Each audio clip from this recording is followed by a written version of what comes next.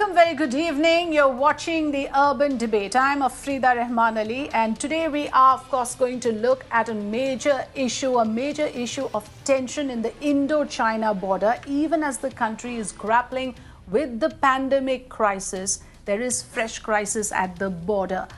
News about Chinese incursion into Indian territory that was averted by timely action of the Indian troops has now come to the fore, and therefore we are going to actually ask this question on whether this is yet another provocation from the Chinese side.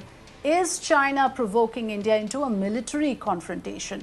That is going to be our topic of discussion with an enlightened panel of expert guests from defense and strategic experts will be joining us. But before that, I want to put things in context for our viewers in terms of what actually happened on ground. So let's just take our viewers through the events, the timeline of events on the night of 29th of August. This is another attempt by the Chinese soldiers to provoke India in terms of the exact events that took place on the ground. On the 29th of August 2020, around 11 p.m., 200 soldiers mobilized near Pangong. So Chinese soldiers traveled in an SUV vehicular convoy.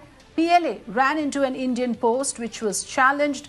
The troops from both sides engaged in a hand-to-hand combat. Both sides then stood their ground for some time. Chinese soldiers decided to move back. No physical clash between the troops of both the sides. Now, this is the chronology of events as revealed by Indian Army sources, which we have put out for our viewers for a clear understanding and just to put things in context. Now, as per the Army's official release, preemptive action by Indian troops foreclosed the PLA's option to change status quo. It's important to remember here that there are differences now between the Indian and Chinese side on the alignment of the LAC. So what the two sides are actually going by at the moment is the status quo. And at the moment, the aggression that we are talking about is to challenge or change that status quo. That, for now, was averted in this latest incident. But this has, of course, given rise to a number of questions. Firstly, because this has come at a time when already there are disengagement talks going on at the brigade commander level. And, of course, over a period of last few months since the Galwan clash took place, there's been a spurt of discussion. Despite those talks at the military and diplomatic level on ground, the PLA continues to provoke India. Well, so if this is the approach, then has the status quo become redundant? Are the talks inconsequential? All those issues let's explore with our guest joining us tonight, Mr. Pinak Ranjan Chakravarty, former Secretary, Ministry of External Affairs. I have also Maroof Raza, Strategic Affairs Expert and Consulting Editor of the Times Network, Manu Pabi, Senior Editor of the Economic Times, Lieutenant General D.S. Huda, former Army Commander of the Northern Command. I want to first go across to Manu Pabi because Manu is extremely well versed with the actual events that's happening at the border, and we've had several conversations with Manu on this topic on the broadcast on the channel as well. I want to ask you, Manu, in terms of the actual events that we just narrated, how serious is this? How serious a provocation is this? And if you can also give us perspective from what happened since Galwan clash, which proved to be extremely costly for us, where we martyred 20 soldiers. At this time, when we are talking about the southern bank of the Pangong Tso, now this is a different location. This is new territory. That is where we are witnessing this aggression. Yeah, see, basically a new front has opened up, in eastern Ladakh, where we have been in a confrontation with the Chinese for a while now. Since early May, China has occupied key positions along the LAC at some points, getting into the LAC as well. And the culmination of those tensions with the Galwan Valley clash of 15th of June. Since that, there has been a stalemate of sorts, and military level talks have taken place, but there has been very little progress in resolving the situation. What happened on Saturday night was that there was yet another attempt by the Chinese to, move in troops to the southern bank of Pangong. So remember, the northern bank is already occupied in part the Finger area. And these movements were detected. And I think Army, did not take any chances. They moved in to cover these positions. And I think for the first time, the Chinese have been taken by surprise because till now, we have seen them trying to move in, occupy, unoccupied spaces, trying to create pressure on us. I think this time, because of the alertness levels and I think also the will of the army, they were ready to counter them. And this aggression is continuing. Remember, this situation right now at Chumar is not static. As of yesterday night, there was another attempt for the Chinese to come in, and I think we had to tell them to move back. I think soldiers shouted out warnings to them, used megaphones to tell them to push back. And the situation is dynamic. We are at a very close range of deployment at Trishul in the southern bank of Pengongso Lake, and we have to see where it goes from now. Chinese are on the negotiating table right now, but three rounds of military talks have not succeeded. And I think the ball is now in the Chinese court on what happens next.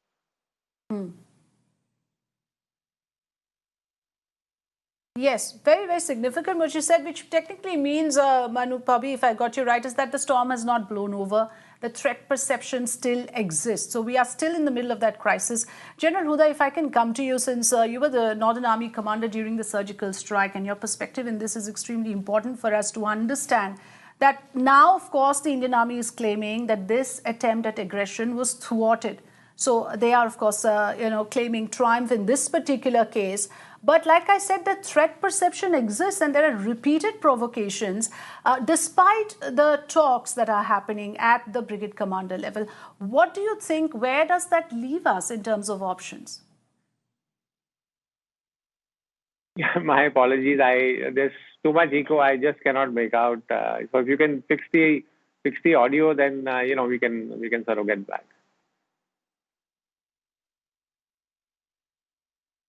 All right. I think General Huda cannot hear us clearly. Maroof is with us. Let me just bring in Maroof again here. Maroof, from the strategic point of view, what is the larger game that is being played here? Because let's understand, the perception. The man on the street wants to know that is China provoking us, and if they are, because the CDS, Maroof, has said very clearly that if talks fail, India would not hesitate to take further military action. And therefore, for a common citizen, he wants to know, can India stand up to the military might of China? Are we prepared to face that kind of an eventuality? Well, firstly, I can hear you loud and clear. So let me sort of give you a few bullet points. The first thing is the CDS does not make these statements out of the blue. These are considered statements to convey a message to Beijing, because quite clearly the activities along the LAC are being orchestrated by the Chinese army on the bigger design that has been spelled out by President Xi Jinping and his political-military team. Now, what is the design? The design is to go back to China's salami slicing, which is wherever they can get onto territory and hold on to it, they will lay a claim to it till it becomes almost a historical precedent. Unfortunately, I personally have a feeling of déjà vu that we seem to be slipping into a 1962 type situation where initially people were making announcements that nothing unusual is happening till such time the Chinese decided, in Mao Zedong's words, to teach us a lesson. There is also a kind of a repeat of the Kargil fiasco where our intelligence agencies completely were caught napping. And here again, the intelligence agencies and their patrons have been shielding them for the major faux pas that took place after April when the Chinese incursions took place. So what is the situation now? Mr. Manu Papi has very clearly explained that, yes. But I want to bring forward 3 or 4 points. Point 1 is that China doesn't really give a damn about talks and diplomatic pressure. You've seen that in South China Sea. The Americans have an aircraft carrier group, and an aircraft carrier group, by the way, doesn't operate on its own. An American aircraft carrier group is often got more firepower than many armed forces of the world put together. There are about 40 to 100 ships, submarines, helicopters, aircrafts, everything. But the Chinese are not going slow in the South China Sea in territorial land grab. They're not going to go slow here. So you have to think of 2 options. As the CDS has said, that either you resort to a limited military option, which is you acquire territory, either as our troops have just done 3 or 4 days ago on the LAC, where they've gone and occupied positions and shown their red eyes to the Red Chinese army and said, you move any further and you'll have more deaths than we'll have, as we've shown you in Galwan. Or across Arunachal, there is the McMahon line, which also the Chinese doesn't recognize. So you go across and occupy some positions there, and you say, we pull back when you pull back. Alternatively, you use your naval power, and we have an edge over the Chinese in the Arabian Sea and the larger Indian Ocean context to thwart and stop their trade lines and energy lines coming in from the Gulf area with oil and shipping, and you stop them. And you tell them, sorry, friends, we are blocking you because you are sitting on our territory and claiming what you haven't claimed in the last 70 years. And the third and most important thing is that all this mumbo jumbo about talks and issuing diplomatic statements have met a dead end. So we have to now tell the Chinese that, fine, we have enough troops deployed now across the LAC. You took us by surprise because we did not know that you will cheat on your intentions or stated intentions. And we are going to push troops in and occupy places like we have just done to stop the Chinese 200 plus force that was trying to occupy the Blacktop area on the southern bank of the Pangong Tso. And if you do that, then the Chinese are going to be really caught on a flat foot, because our troops have shown that A, they are tougher than the Chinese troops. B, we are willing to die. They are one family, one child China, where people are not happy to die for their country. So our chaps can go out and face them head on. But what is lacking, I believe, is political will, because all sorts of assertions have been made.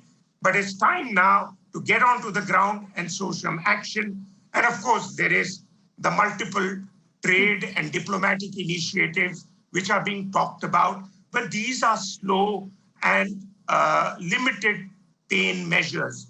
The strong ones are, if you value your territory, if you want it back, go out and get it. That's a thumb rule for troops deployed on territory where boundaries are not agreed. What you grab and what you keep is yours for you to keep. The same rule we follow on the LOC with the Pakistanis. We have to start following that with the Chinese. This goody-goody nonsense that, we had agreed, and since Rajiv Gandhi's days, we've been having talks. What talks? It's a charade. We have been trying to get them to see the maps and agree on maps. And they're not agreeing on maps. And when they came to us with the maps in 1959... So clearly, Maroof, you do not believe that the talks are going to make any headway, or we can expect any sort of breakthrough or any headway by virtue of engaging the Chinese in diplomatic talks or military talks for that matter. Your point is very clear there. Maroof is actually, of course, there, if I can just point out the major takeaway being that, we have to aggressively defend our territory. There is no other option. So troops deployment, boots on the ground, that is what Maroof seems to be saying. Do you agree with that, Manu? Because clearly the situation is volatile and it has continued to be so for over a period of time. And like I said, the talks have continued.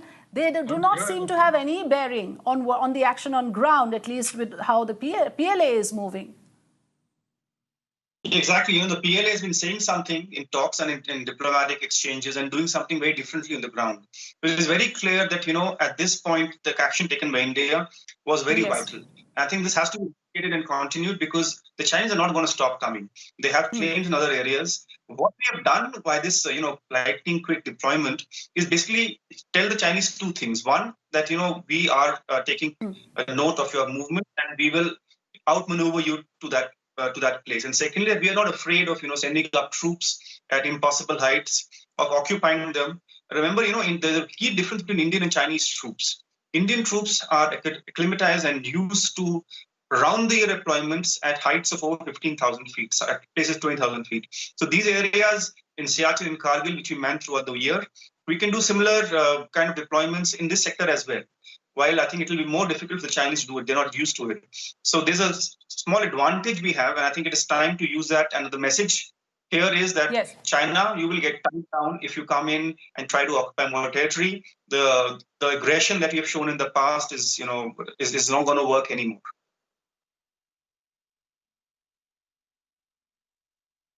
Right. General Huda is back with us. General Huda, you've have a plethora of experience in dealing with situations like this. But China, it seems, is a very different enemy from our, hostile enemy on the eastern side, on the western side. So you have experience in dealing with that. But when it comes to China, where do you think the strategy should be different for India? See, I think we shouldn't discount our military capabilities. I know, Pakistan occupies a lot of our attention, but the fact remains that there is fairly strong capability. In fact, if you look at the last 10 years, most of the capability development that has taken place in terms of raising, additional divisions, placing fighter aircraft in the eastern sector, the raising of the Mountain Strike Corps, have all actually been directed towards our northern borders. So I think we shouldn't discount that military capability. We have a fairly strong presence along the LAC. When the government looks at various options to deal with what is happening today, I think we should completely not put the military option off the table. As Manu was also trying to, bring out, we have sufficient advantages in these areas, and if required, these advantages can be exploited.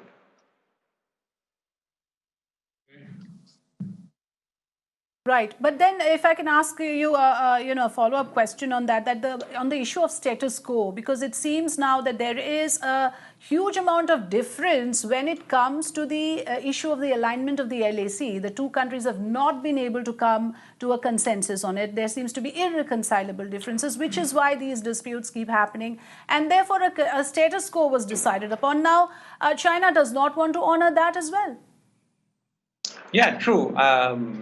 The difference in perceptions about the LAC has existed since 1962, so it's not new. I think there were border protocols and agreements between the two sides to be able to manage it. Those agreements have broken down, and they have broken down because of what the Chinese have done. And therefore, if these are no longer to be respected, I think we have to adopt exactly the same attitude. Surely we cannot accept, Chinese sitting on our territory and stalling all kinds of disengagement process, hoping that, we will accept this. I think we can't do that. And therefore, it is, I think, incumbent on us to look at how to deal with, new realities. Yeah, I can hear you. Yeah. How to deal with these new realities. Yes.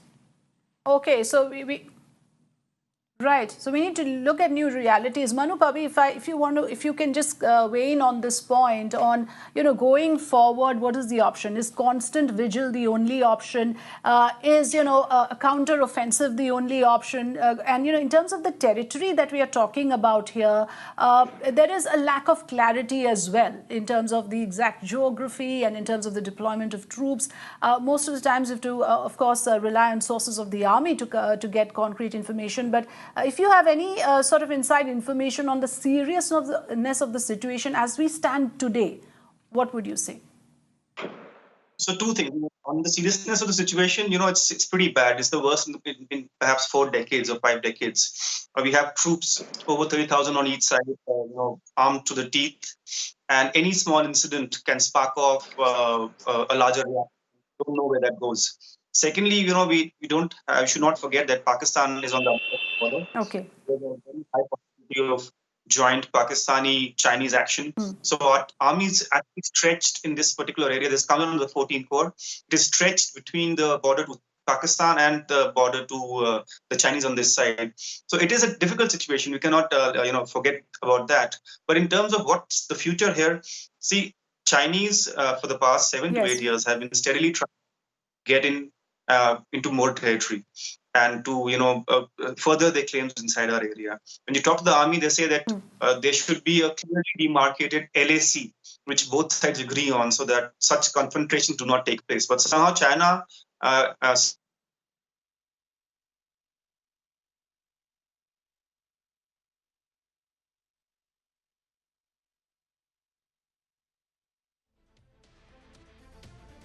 Okay, we've lost the audio with Manu Pabi. I want to go across to Mr. Pinak Ranjan Chakravarty, who's and a strategic expert who has served in the Ministry of External Affairs.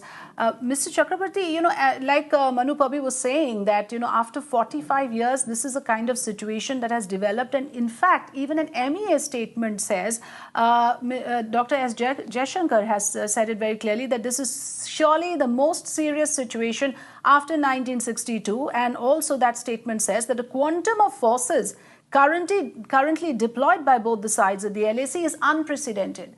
Now, there seems to be a general consensus even in this panel that there is no other option. We've got to have our forces on the ground and we have to keep pushing our forces to maintain constant vigil. Where do you stand on this issue of whether China continues to provoke us and whether a military confrontation ultimately would be the only way forward? No, I don't think a military confrontation is the only way forward. I think that's a bit extreme. But I think we should have read the tea leaves better in the sense that we knew that China was saying all these things when Xi Jinping became the sole leader, became his thoughts were included in the constitution, and he was saying that we have arrived and we will now contribute to mankind, and this is the way they are contributing now. And then, of course, Wang Yi said, even during the foreign minister said that nothing will stop us, even the COVID, etc., and things like that. So what has happened really is that China has stepped. It's no longer its peaceful rise, but it's kind of a hegemonic rise that it is trying to do, and it is clearly applying pressure on India so that India behaves, so to speak, that and it always has felt that India, with its resources, with its population, with its market, and its capabilities, is a challenger in some way. Although many Chinese now feel that India is no longer a challenge. 5 times they have 5 times their GDP, bigger military, etc., etc. So the asymmetry is, of course, encouraging them to do what they are doing. Yes. And of course, not on the South China Sea, they've already done it. Now Hong Kong and Taiwan, and so I think what is happening today is that, or there may be also some people are quite explicit about saying that there is probably some domestic compulsion as well. Maybe some kind of a push and pull power structure there as well. But I think what they've been trying to do in Ladakh, for example, is really that to push their sort of control as far west as they can, because in Tibet I think they are having some problems because President Xi has been to Tibet and said all kinds of things that Tibet has to be sort of, socialized, etc., Xinjiang, etc. So their sensitivity to this southern flank, so to speak, is much higher than anywhere else. Let's say along the McMahon line or in the middle sector. So I think those are some of the factors which is driving Chinese policy, and I think we have no choice. As one of our leaders once said, that eternal vigilance is the price of freedom. So I think we have to be eternally vigilant, and we have to, ensure that they don't come in anymore from what they have already done. So I think there is no choice. We have to stay our ground. I'm not saying that we have to take aggressive action, but a bit of tit for tat on the border is okay, as I think has happened a bit. Not really a tit for tat, but I think we just showed even more nimble. I think we just got there before they did with their sort of, they were trying to get the heights. The heights are very important in that terrain, and whoever controls the heights does have an advantage. So that is what is happening today. Yes. Absolutely. So this time, of course, that attempt was averted. The Chinese aggression was thwarted. But Maroof, the fact is that can we take solace from the fact that our troops have managed to do this, and therefore in future we can, take some amount of consolation from the fact that our troops are alert, and like Mr. Chakravarty there said that eternal vigilance is the price of freedom. Do you think that's the only way now, because we have tasted some success in this, so therefore this should be the strategy going forward? Well, Mr. Chakravarty has made some very good points, and so did General Huda.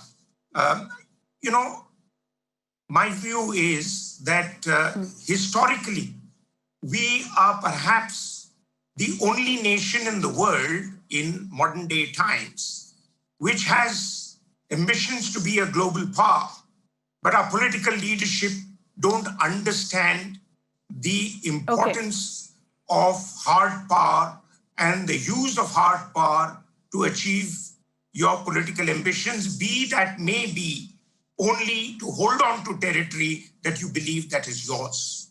Because if you think that diplomacy is about wearing silk ties and knowing your wines, you've got it wrong. Diplomacy is all about conveying a message to your adversary that we are not in the mood for any nonsense. And if, as the Prime Minister has asserted about China's expansionist agenda when he visited Ladakh, then it's about time we get our act together. We have forces in place. We have the capacity to make some aggressive moves and not just wait every time for China to spell out the agenda. I'm reminded of the old adage that the Battle of Waterloo was won on the playing fields of Eton, which essentially means that if you take the offensive moves on the playing fields, here the battlefield, you will then be able to have better defense than waiting for the enemy to come in and catch you by surprise every time. And the second and most important thing is, China is living in the past. China just assumes that they will be able to do a 62 on us all over again. 62 happened, because Pandit Nehru refused to read the signs that were there available. Do you know that in 1953, Indians and Indian forces went and provided Chinese workers, engineers, and troops, making the highway that runs through Aksai Chin food so that they could sustain themselves in that cold weather. And then we complain about China having gone and occupied Aksai Chin, which is our territory, and that's not fair. I mean, you allowed them to do it, damn it. Now, let me tell you another thing. Right. People are not mentioning that Aksai Chin is an area where China has major strategic ambitions. Right. It wants control of all the waters in Aksai Chin and Ladakh, because that will help fulfill China's two-point agenda. One is to provide fresh water for Western Tibet, which is having a problem with much of their waters being contaminated because of nuclear tests in Lopnor. And the second thing is to make the fresh water available, both with dams. Right. I'm interrupting you here, Maroof, because we have some breaking news coming in, and this is directly connected to what we are discussing right now. Even as we were talking about repeated provocations, viewers, here's what we have in terms of a fresh development and a significant development. Indian security forces foiled an attempt by the Chinese army again to transgress into the Indian side of the line of actual control in the general area of Chumar. Now, this is as per army sources. Around 7 to 8 heavy vehicles of the Chinese army set off towards the Indian side of the line of actual control from their Chepuzi camp. In reaction, the Indian security forces also made precautionary deployments to prevent any intrusion. Seeing the vehicles from the Indian side along with troops, the Chinese vehicle convoy returned back towards their bases. Indian security forces are now on high alert all along the LOC to prevent any incursion by the Chinese in any sector. Manu Pabi, situation is quite volatile. It's heating up even as we speak, and we are receiving further information of other incursions in other areas. There seems to be a constant attempt to break into new territory, to create new bargaining chips. Yes, we should expect this to happen in the coming days. The action taken by Indian troops to reach those heights has come as a huge blow to the Chinese. And I think the past 2-3 days we've been seeing they've been trying to come in again, trying to retake those positions or at least threaten us. I think they're trying to push the boundary. They're trying to see how far will we go that if they try to threaten us. And I think this is not just about a day or two. I think the next 2 weeks till the winter set in, we are likely to see such actions increasing. Remember, other areas of contention. This is all happening in Chumar and in Chushul, where we are heavily deployed. But there are also areas like Depsang, which are also problem areas. I think we will see this happening off and on. And But action like the one at Galwan Valley on the 15th, I think is the last option. I hope that doesn't get repeated. But these incursions and attempting to grab territory, because see, what we have done at the heights has come up as a problem for them. They will try to take an advantage at some other place to pressurize us to go back. And so this tit for tat game, cat and mouse game, I think will continue in the coming weeks for sure. Yes, Maroof, you wanted to come in on this. Yeah, you've asked me. I was wanting to complete a point which I was making earlier, is about the Chinese strategic agenda in excise chain. More important than just for drinking fresh water purposes, they want the fresh waters there to be able to provide the necessary fresh water to make silicon wafers and then microchips. Those of us who've studied that subject, there's enough evidence of that, because China is now facing an embargo by the Americans on the supply of microchips and desperately needs that for its global domination agenda. And most importantly, please remember that the Chinese only respect force. They don't respect any soft talk or platitudes. So if you think you can get them to look at your maps, leave aside accepting it, you will have to do it from a position of strength. And 70 years we have been deployed against each other and we can't seem to get them to agree on the maps. Then damn it, go out and occupy positions you can. And then China will come around to accepting your positions as a negotiating point. At the end of the day, you're not going to have everything you grabbed and kept, but at least you have to negotiate from a position of strength and not with the hangover of Nehruism, which the many occupants of South Bloc still seem to be dominated by don't upset the Chinese attitude. Right. So I'll take that point across. I need to take closing comments, Maroof. I got your point, which you made very clearly, that we need to negotiate from a point of strength. Do we have that bargaining power? Mr. Chakravarty. Well, we need to calibrate. We are trying to use whatever leverage we have, the economic leverage, the leverage of our market, the IT leverage, and other things. But then this is not enough. I mean, Chinese may not be deterred by this kind of leverage, but they do have, they will lose India's market. So that should be a worry. They might be worried about it, but I'm not sure whether it will actually make them, go back or make them, review what they are doing. Unlikely, I think. But I think they are going to continue to provoke us and try these little transgressions to keep us on our toes. And I think we just have to be vigilant. And I think I agree with Maroof that a bit of land grabbing on our part is perhaps become necessary, because that's how you will negotiate. You will negotiate. Okay, I'll give you this part, you go back from here, etc., and things like that. So, but we are far away from that today. I think the situation is that this provocation and counter provocation, this tit for tat business, is going to go on for some time till the weather permits. I think till the weather permits, and after that, I think we will probably see once the snows come in, etc., and it becomes difficult to even operate there. Then I think that might stop for some time.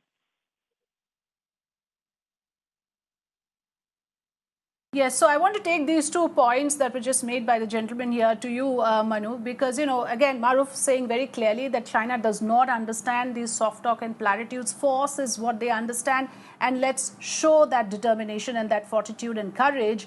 And, of course, Mr. Chakravarty making a point about how we can leverage certain things, whether it will work or not, we can try it out. And there has to be that process of engagement continuing. We cannot abandon that. Where do you stand on this? And last word to you.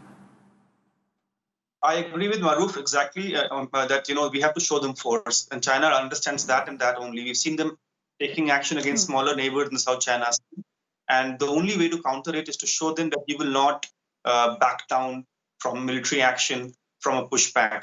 And of course, it has to go hand in hand with other measures like Chakravarty pointed out.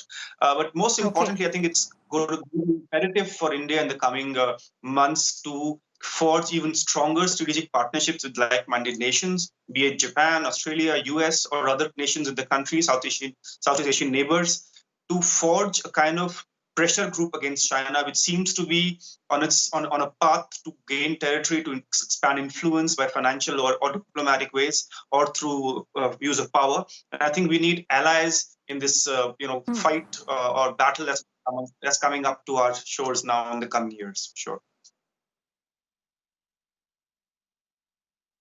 Okay, we need allies to face up to this. This is coming at a very, very critical time when the country is battling a pandemic crisis. And therefore, all energies are focused there. There's a major issue of public health emergency. At the same time, the country is facing tension at the Indo-China border. So therefore, this is a challenging time for the current dispensation. I would like to thank my guests for enlightening us with their important perspectives and their points of view. Thanks so much for sharing your views on the subject here on Mirror Now. And of course, we do hope that the government of the day will face up to the challenges of the times. Thanks for watching the Urban Debate this evening. Well, in another major development, Union Law Minister Ravi Shankar Prasad has now written a strongly worded letter to Facebook CEO Mark Zuckerberg alleging bias towards the right-wing ideology. Yes, Union Law Minister Ravi Shankar Prasad has written to Facebook CEO Mark Zuckerberg. In this letter, the minister detailed instances of bias by Facebook against right-wing supporters. He said, and I quote, "In the run-up to 2019 elections, there was a concerted effort by Facebook India to delete pages and offer no recourse to those supportive of the right ideology." He added that this seemed to be an outcome of the political beliefs of individuals within Facebook team. Remember, earlier it was the Congress that alleged bias on the part of Facebook towards the ideology of the Congress and in favor of ruling BJP and the right-wing ideologies. My colleague Ayushman Kumar is joining me live on this. So Ayushman, if you have access to details of this letter, take us through. What does it say? What are the points made by the law minister to suggest that Facebook is showing some sort of bias against the BJP? Well, Afrida, this is a 3-page letter which has been written by the Union IT Minister Ravi Shankar Prasad to the Facebook CEO Mark Zuckerberg, in which he has accused the social media giant of being biased against the right wing, in which he said there was a direct outcome of the dominant political belief of the individual in the Facebook India team. Remember, the Facebook India policy head has been there in question after the WSJ report, and the Congress has raised question on the report where it was said that the Facebook and the Facebook colluded with the BJP. In the 3-page letter, the IT minister has said that it is problematic when Facebook employees are on record abusing the Prime Minister and senior cabinet ministers of India while still working at Facebook and managing important positions. He said that in the run-up to 2019 Lok Sabha elections, there was a concerted effort by the Facebook India not just to delete the pages or substantially reduce the pages, but also offer no recourse. In fact, it was said that several of the mails went there was no response from the Facebook side, and it has also been said that somewhere deep down there was a bias. In fact, this time the minister has alleged that it is bias against the government, and people who are handling Facebook in India are having that bias. And this comes into the wake of the IT panel writing to Facebook, and they have demanded an explanation on the WSJ report. Today, the minister has written and has hit back at Facebook for this behavior, and they have demanded an explanation and have said that the freedom of expression must be there at Facebook as well.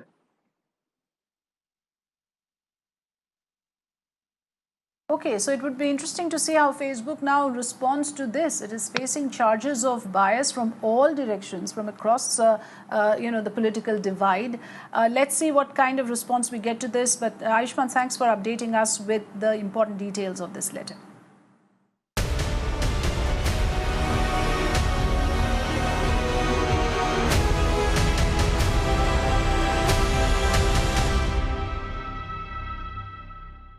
We're bringing you the latest on the investigation into the death of late actor Sushant Singh Rajput. The CBI team summoned prime accused Riya Chakravarty's parents, Indrajit and Sandhya Chakravarty, and they are now investigating the financial transaction angle.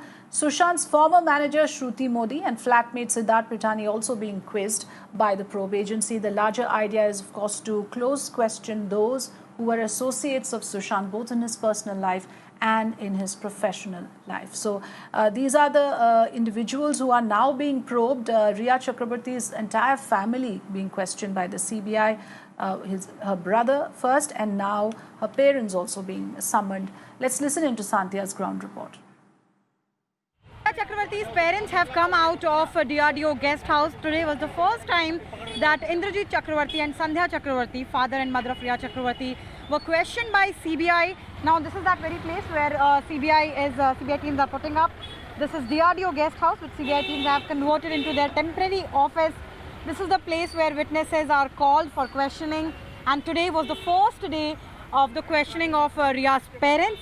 Riya's parents, remember, are named as co-accused in Bihar Police's FIR, and CBI's case is also more or less based on that only. Today, the questioning continued for the entire day, and as of now, whether or not they'll be called tomorrow again, that clarity is yet to come from CBI. In Mumbai, with camera person Hemant, this is Santhya for Mirror Now. Well, the other angle that is being explored right now is the drug abuse angle, whether there was a procurement of banned substances and narcotics, and therefore the NCB, the Narcotics Control Bureau, has come into the picture. But the Enforcement Directorate is also looking at this angle and also looking at the exchanges that Riya Chakravarty had with an individual by the name Gaurav Arya, who happens to be a businessman and a hotelier. These interactions actually reveal a certain issue of drug access and drug procurement, and therefore Gaurav Arya is being questioned now. His name has appeared in the WhatsApp exchanges. The hotelier was questioned for over 8 hours by the ED yesterday, and again today he's being questioned. Let me go across to Mayuresh to understand what is the line of probe with regards to Gaurav Arya and what is the ED actually now focusing on. Mayuresh, if you can take us through the details, please. Yes, Afrida. Right now, ED is focusing on the money trail. So, Gaurav Arya, against whom the allegation is that he must have sold some kind of banned substances or sold drugs to Riya Chakravarty, because ED had found the chat exchanges between Gaurav Arya and Riya Chakravarty. So, they are probing on that line. Also, they are probing that if that thing has happened, if the sale has happened, then what has happened to the money? What exactly Gaurav Arya did with that money? Did he invest that money in his businesses? Because Gaurav Arya is a hotelier, he's a businessman. Or did he park that money somewhere else? So that money trail right now, ED is probing. Today's information is that ED has taken the digital data dump of Gaurav Arya's phone. So they had gone, they are scanning Gaurav Arya's phone to see more chat, to see more digital transaction if he had done with the help of his cell phone. So that's the detail which we are getting. But as you said, Afrida, yes, ED in this entire case right now probing two angles. One is a drug link with Gaurav Arya and between Riya Chakravarty, and Gaurav Arya's drug links with other Bollywood celebrities. And second aspect is of money. Did Gaurav Arya use any kind of money which he had got it from Riya Chakravarty in any of the businesses or not? Yes, so that literally widens the probe substantially. We are talking about tracing the drug trail and the money trail. So the ED has its job cut out for itself, and it's going to be a challenging one at that. So the questioning has begun, and it's day 2 of interrogating Gaurav Arya. We leave it at that for now. Mayuresh, thanks for joining us.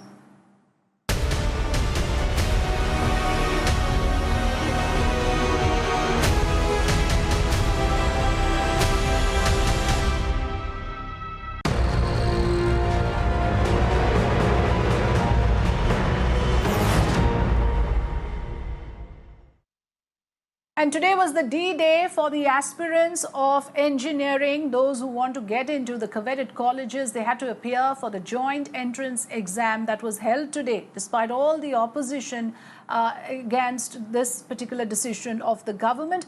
After weeks of nationwide protests, activists and several state governments also pitching in to postpone the exams, no such decision was taken to reverse the original decision of holding the JEE exams from today. With masks, gloves and sanitizers, students were seen lining up, maintaining social distancing at their venues of examination. The first exam was held at 9 a.m. and the second one was at 3 p.m.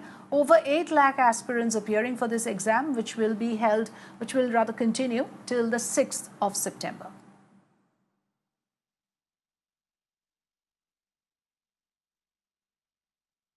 Well, in fact, we've taken stock of the ground situation there in terms of the examination centers and how the students are coping. A mother-daughter duo from Punjab's Firozpur had to travel to Chandigarh for NEET exams. The duo covered the arduous 242-kilometer long journey for the JEE exams, I beg your pardon. So they had to cover this entire distance to get to the exam center, and then they claimed that they were unaware that they could opt to change the exam center. So some amount of ambiguity around the exam center still exists. Let's listen in to what Abha Gupta, the mother of the student, has to say. Being a female, इतनी दूर आना वैसे ही आपको पता है कितना मुश्किल है, बट मैं अपने हस्बैंड का 3 दिन के लिए काम नहीं सर्वाइव कर सकती थी. परसों भी है गुड़िया का पेपर मॉर्निंग शिफ्ट में, तो हम आज वापस भी नहीं जा सकते थे क्योंकि 6:30 पेपर ख़त्म होना है. जेई मीन्स का हमें पर्सनल कोई मैसेज नहीं आया, कोई मेल आईडी पे मेल नहीं आई है, हमें कोई कहीं से साइट से हमें नहीं समझ आई, हमें कहाँ से पता चलता कि सेंटर हम चेंज कर सकते थे. तो हमें कुछ भी नहीं पता चला. हमारा एडमिट कार्ड आ गया था, हमें लगा कि एडमिट कार्ड आ गया अब कुछ नहीं हो सकता, तो इसलिए हम आज फिर फिरोजपुर से यहाँ आए हैं.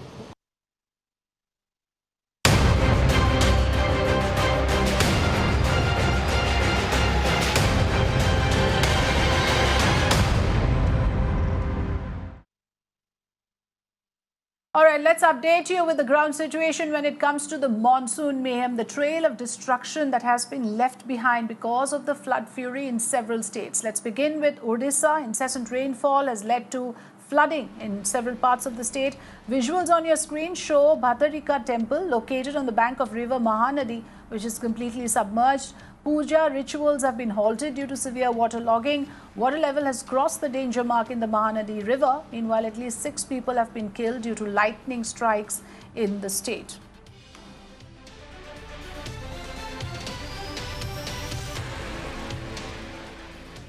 Heavy rainfall for the past 2 days have left several parts of West Bengal's Siliguri completely waterlogged. Normal life has been hit due to the heavy downpour.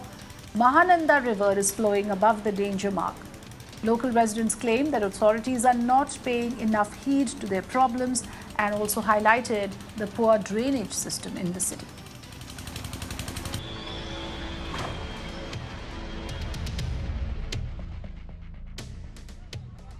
Heavy rains continue to wreak havoc in several parts of Gujarat. Over 9,000 people have been shifted from the 3 worst hit districts.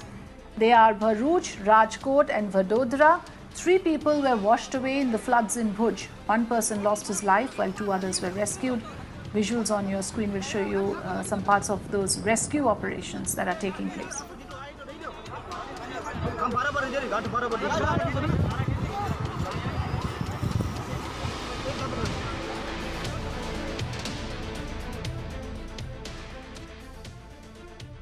And here are some visuals to give you a glimpse of the situation in Vadodara. Water of the Vishwamitri River entered the low-lying and residential areas, flooding several houses. In Daboi area of Vadodara, 9 people were stuck in flood waters were rescued. These 9 were stranded near the bank of river Narmada and were evacuated by the rescue team.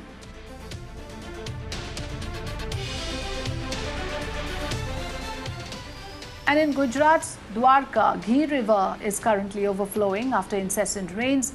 Visuals on your screen show how the water level in the river has substantially increased.